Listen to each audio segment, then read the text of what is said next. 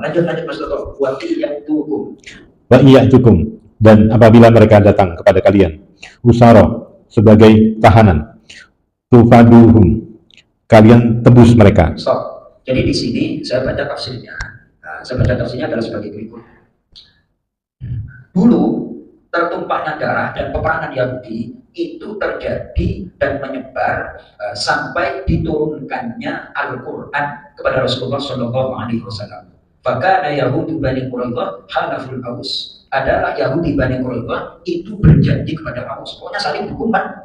Jadi dua golongan. Kemudian ada pun Yahudi Bani Nadir itu adalah bersumpah janji setia dengan suku Khazraj. Khazraj itu adalah penduduk asli Madinah. Jadi yang Quraidah itu blok di sini, terus Bani Nadir itu dengan blok ini, ya kayak dunia sekarang gitu. Nah, di dalam Taurat itu ada ajaran kalau ada tawanan harus ditebus. Kalau ada tawanan harus ditebus. Tapi anehnya di saat yang sama mereka saling membunuh, berarti nggak konsisten. Jadi ketika ada sekutunya itu tertawar terus datang ditebus. Tapi di saat yang sama juga membunuh antar sesama Yahudi. Di antara sesama Yahudi itu saling membunuh. Ceritanya seperti itu, Mas Toto, pelan-pelan ini. Wa iyatukum usara tufaduhum. Padahal hal yang demikian itu diharamkan. Lanjut, bahwa ulangi Mas Toto, Wahwa, dan itu muharramun, diharamkan, alaikum, atas kalian, ikhrajuhum, mengusir mereka. Jadi membunuh, mengusir itu adalah larangan, tetapi tetap dilanggar oleh orang Yahudi. Ini surah Al-Baqarah itu diturunkan di Madinah. Rasulullah menghadapi dan berhadapan dengan orang-orang Yahudi. Kemudian kecaman, ayat berikutnya itu kecaman, lanjutannya, lanjut. Apa tu'minuna, apakah kalian mengimani biba'din, kepada sebagian isi Alkitabi, kitab Taurat, wa ta'khuluna, dan kalian mengingkari biba'din, kepada sebagian Taurat yang lain. Fama, maka tidak ada jazau, balasan, mayyaf'alu, bagi siapa yang dia berbuat zalika, demikian itu, minkum, dari kalian, illa, kecuali khizyan, kehinaan petaka, fil hayati dunia, di dalam kehidupan dunia. Stop.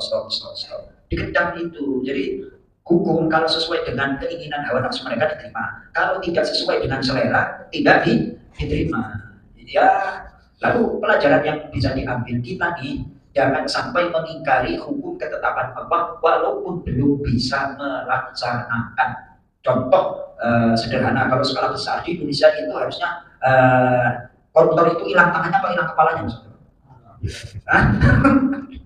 Masya Allah, ya katanya Pak Haji Tatang barusan tangan kanan dulu, terus kaki kiri, terus tangan kiri, kaki kanan. Itu kan sesuai dengan nominal kalau dalam istilah agama itu nisabnya orang kecil itu adalah sekian. Itu kalau sudah itu sebenarnya udah hilang semua, anggota tubuhnya udah hilang, tinggal yang dihilangin kepala. Terus kemarin itu ada sosokan itu pakar itu masih muda kayak gitu sebenarnya kita itu menolak hukuman mati lebih dari itu. Sosokan itu adalah untuk apa? Untuk mengembalikan nasib para koruptor kayak gitu. Nah emangnya terus kalau nggak dihukum mati kembali asetnya dikorupsi kayak itu, logikanya itu nggak enak lah pokoknya. Terus pokoknya asal lah pokoknya berbelit-belit ya. Tujuannya adalah untuk menghindari hukuman mati. Memang kalau hukuman mati itu tetap harta yang dikorupsi itu akan dirampas, diambil oleh negara lagi. Jadi kalau belum bisa menjalankan jangan menolak. Nah, ini hal apapun bentuknya itu. Jadi terus terang belum bisa, mudah-mudahan nanti saya diberikan kemampuan. Asalkan jangan menentang ketetapan hukum Allah. Lebih seperti itu. Dan kalau menentang hukum Allah, terus milih-milih yang enak diterima, yang nggak enak nggak diterima, akan mendapatkan hina di dunia. Faman yaf'al wa man fama jazaa ma yaf'alu dzalika minkum illa khizyun fil hayatid dunya. Lanjut Ustaz.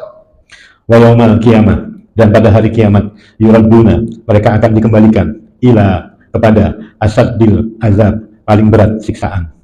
Wa Allahu, dan tidaklah Allah bighafilin, lengah lalai, amma, dan dari apa yang tak malun kalian kerjakan.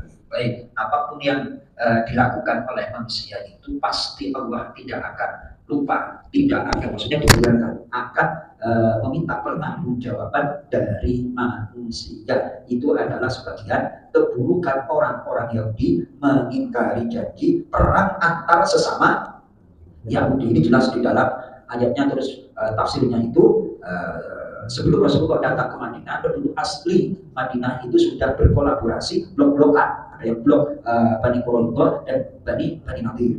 Nah, ketika mereka itu diusir, terjadi peperangan. Itu sehingga akhirnya turun ayat yang seperti ini. Betapa bersyukurnya kita bangsa Indonesia, berbagai macam suku, agama dan adat istiadat, tapi masih saling. Makanya slogannya adalah Bhinneka Tunggal Ika, berbeda-beda tetapi tetap satu. Nikmat sekali itu ya Mas Toto, Masya Allah. Seperti itu larangan untuk menumpahkan darah, saling membunuh, pada gilirannya membunuh orang lain kerugiannya berdampak kepada diri sendiri. Mudah-mudahan kita yang mengkaji ini diberikan kedamaian ketentraman oleh Allah Subhanahu wa taala. Kita tutup dengan doa kafaratul majelis. Subhanakallahumma wa bihamdika asyhadu an la ilaha illa anta astaghfiruka wa atubu ilaik. Assalamualaikum warahmatullahi wabarakatuh.